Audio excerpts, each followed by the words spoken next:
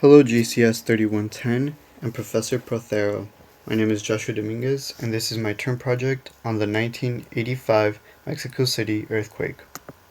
It's the early morning on September 19th, 1985, and you live in Mexico City. Many families begin their routines.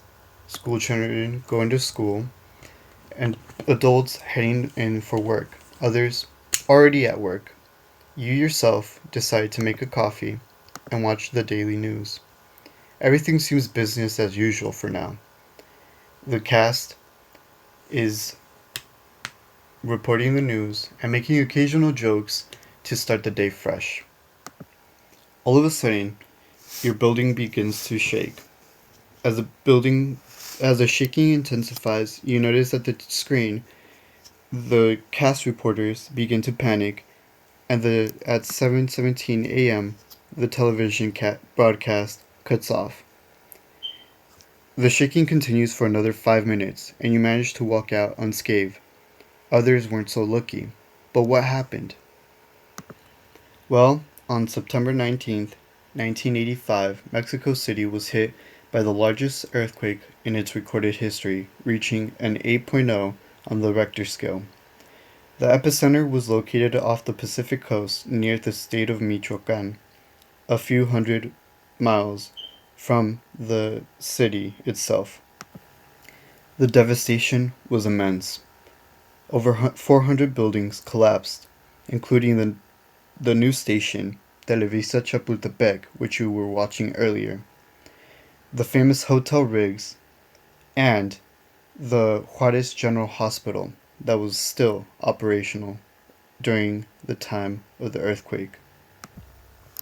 Due to the collapse of hundreds of these buildings that were multi-storied and built out of concrete and steel, many people were trapped under debris for many days on end, even weeks.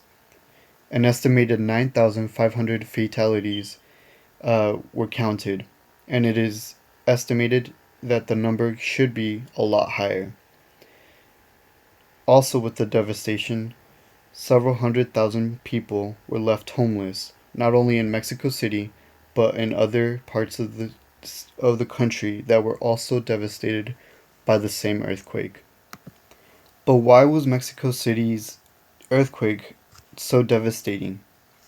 Well, it has to do with plate tectonics, the past of Mexico City, and the pancaking effect. Mexico City is located a few hundred miles from the Middle American Trench, which bounds the Cocos Plate and the North American Plate. This plate boundary happens to be a subduction zone, which is where the ocean's crust pushes underneath the continental crust, creating a lot of friction, a lot of heat, and a lot of pressure. It's also great for starting volcanoes, mountain ranges, and, of course, large earthquakes.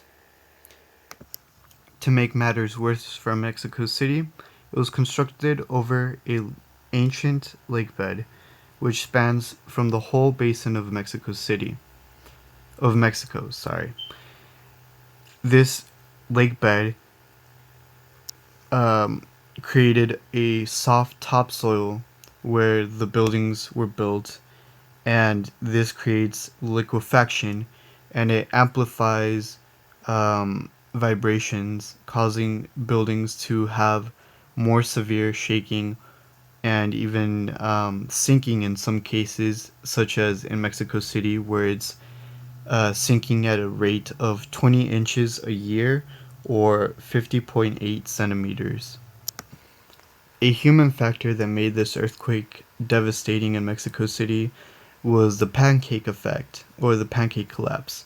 And this happens with poor construction methods and structural methods, where a column is built with a building that is top heavy, or it's built to a specification where it can't handle the certain loads or vibrations of the location. And this is common with a lot of older buildings that do not have seismic calculations of the area where in which they're constructed.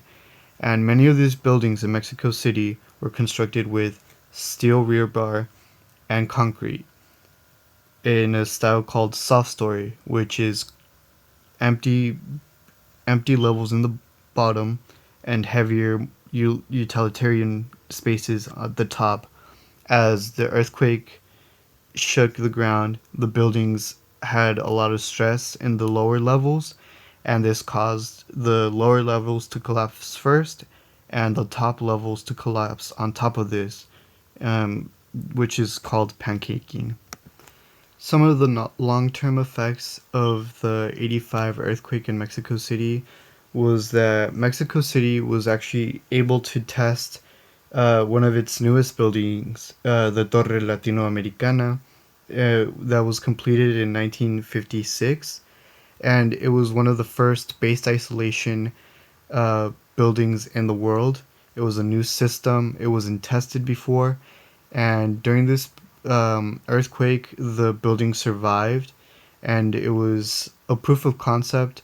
So Mexico City became one of the world's leading anti anti seismic construction methods. Mexico City also became very known worldwide for safety standards with earthquakes. Every on September 19th every year, Mexico City celebrates the Simulacro Nacional, which is their version of uh, the Great Shake of in California, where we do earthquake drills, and they practice the same procedures, getting into safety and meeting a safe location where damage is minimal to people. There's also innovations and in other fields for construction and the implementation of topos, also known as the moles, which are highly trained rescue workers that go into crevices and debris, as you could see in the image below. That's them working in the 2017 earthquake, which happened to be on September 19th as well.